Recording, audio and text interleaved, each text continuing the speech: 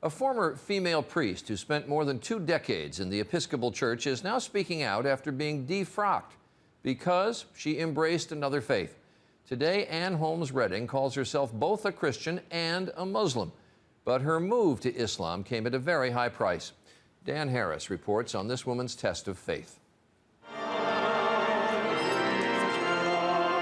Ann Holmes Redding was an Episcopal priest for 25 years until a radical test of faith. Several years ago, while she was mourning the death of her mother, she was trying out an Islamic meditation technique that she learned in an interfaith class. And that, she says, is when it happened. It came with such clarity and such power that I could understand it as nothing else but an invitation from God. In fact, she says it was Jesus himself who led her to Islam.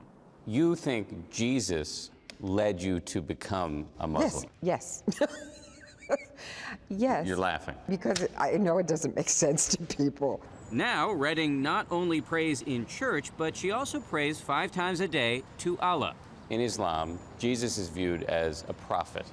Yes. Not as the Son of God. Yes, you're right. So yours is a radical rethink of the Christian scriptures, a rethink that a lot of people would call heretical. Yes, and do, loudly.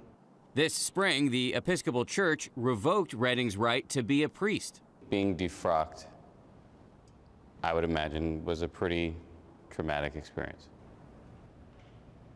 Yes, that's an understatement. To imagine not being involved intimately in the lives of believing people, helping them understand their relationship and calling, baptizing babies. It's a big loss. It's a huge loss.